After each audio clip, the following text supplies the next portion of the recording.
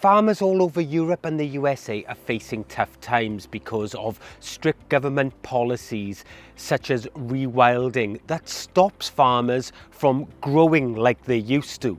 And what this shows us is the food that we eat and where it comes from is uncertain because of people making these rules that don't really have our best interests at heart. And that's why mastering sowing your own seeds is a great idea. It's not just about growing a plant, it's about controlling what we eat and not being reliant on food that has to travel halfway across the world. And it's about getting back in touch with nature. You know, seeing the farmers struggle at the moment reminds me that we have the power to make a difference, even from something as small as a seed. Because starting a garden means that you're able to take care of yourselves, your communities, and the earth. And it doesn't matter because you know you can look after yourself even when things are changing around you. I'm Tony O'Neill, and this is Simplified Gardening. So in this video, I'm going to be diving into the exciting world of seed sowing, and it all starts with this little fella. And here's a sneak peek of what I'm going to be going through today. Understanding seeds, we'll look at each of them to understand what their unique needs are, which is crucial for a successful garden. Preparing for sowing, setting up the perfect environment so that you're able to sow your seeds properly and get them off to a great start. Aftercare and germination, I'll share tips with you so that you can ensure that you get proper germination and then what you need to do after they germinate so that you get healthy plants. And aftercare and problems. So in here, I'm going to give you some tips so that you can avoid all the issues with your seedlings later on so that you make sure you have good, strong plants to plant out.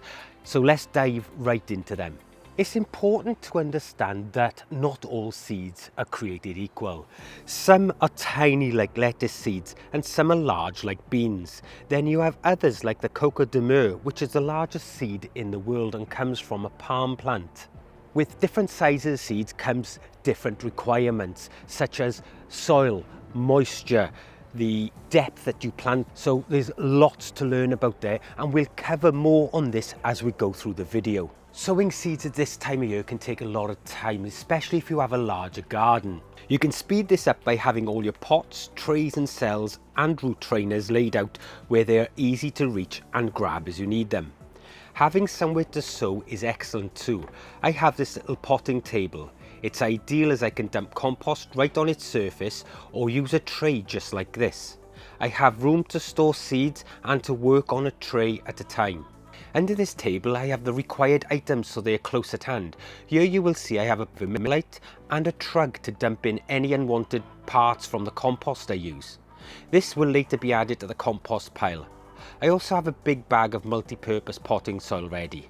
So we're talking about potting soil or compost, whatever you want to call it. Now there's no need to buy a specific seed starting mix because we are going to create our own from our multi-purpose compost. And the great thing about this is the fact that that seed has everything it needs to germinate. Then the compost has a little bit of feed in it so that it can grow on when we pot it on. The key with all soil is air. To ensure that compost doesn't compact, my basic soil mix is 80% compost and 20% perlite. This adds enough structure to prevent compaction and allow air movement. When mixing the potting soil and perlite, it's important to wear a mask. Perlite is an expanded rock created by heating it. However, it's very dusty and not great to breathe in. When mixed in the soil, the dust is kept under control. There are various ways to sow your seeds. Firstly, you could use a tray. Sowing seeds finely into this tray in lines. This is a great way to save space as it allows you to have 6 or 7 different varieties germinating in a single space. However, this method means that you will later have to prick out those seedlings and plant them into their own cells, which is a lot of extra work. Some folks prefer to use cell trays. They come in all sorts of sizes, from trays that hold 8 or 10 cells to larger ones that hold 320 cells. This allows you to plant a single seed into its own cell from the start. It's slower than planting them in a tray, but it does cut out the step later and also prevents root disruption, so I prefer cells over trays. For legumes like peas and beans, then a root trainer is the perfect tool for the job. They're much deeper and these split apart while being strong and allow you to plant the whole root system without it being disturbed. There are other factors too. As a general rule of thumb, we need to plant that seed twice the depth of that seed. So for lettuce seed, they may need just a very fine covering, whereas a bean seed will need to go down a good couple of inches. Another space-saving technique we can use is multiple sowing. Peas, leeks, beetroots, chives and onions, for instance, do well being multi-sown. This means adding 3 to 10 seeds to each cell. A window, or even better, a propagator, is the perfect place to start germinating process. All of the products can be purchased from the link below in the description. After germination, the seedlings need the appropriate heat, light and water. Each plant requires different temperatures. For example, peppers need around 23 to 28 degrees centigrade to germinate, while cabbage requires around 15 degrees centigrade. So once germinated, they all require good light and need to be kept away from frost. But seedlings like brassicas, well, they can come into a cold greenhouse, whereas the likes of tomatoes, they require somewhere warmer until after the frosts have passed. One of the issues you might come across when growing your own plants from seed is a process called a damping off. Now, this isn't caused by a single fungus, it's caused by a group of fungi, including Pythium, Fusarium and Rhizoctonia, and they thrive in a wet, poorly ventilated environment. These pathogens attack pre-emergence and post-emergence, and they attack just below the soil level, and you usually see that seedling withering and dying. So the symptoms of damping off is a noticeable thinning of the seedling, and it may even look like it's been pinched at the soil line and the seedling will fall over.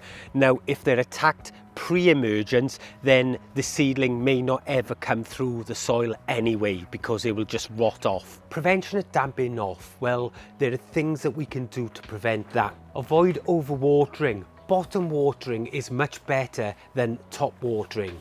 So if you're allowing things to sit in trays, don't let them stand in water because you want the soil surface to dry out. Good airflow is really important as well, and if you can't get good airflow, consider putting a fan across them because that airflow will prevent the damping off fungus from getting hold on your seedlings.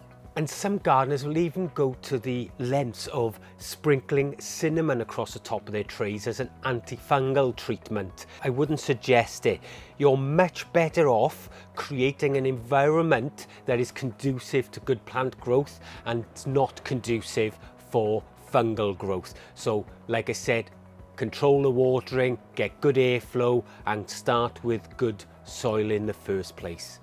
So far in this video, we've covered pretty much everything that you need to know in order to be able to take control and be in charge of what you and your family are eating, because we don't want to ever be in the position where we are relying on what governments tell farmers that they can and can't do. Now, with that in mind, my new book, Simplify Vegetable Gardening, is out now, and in here it takes you through everything you need to know in which to not only start a garden, but to maximize on the crops that you are growing. And I'll leave a link for this in the description below. So get out there and start sowing seeds and take control of your life. If you want to know more about seed sowing, then this is the next video that you guys should watch.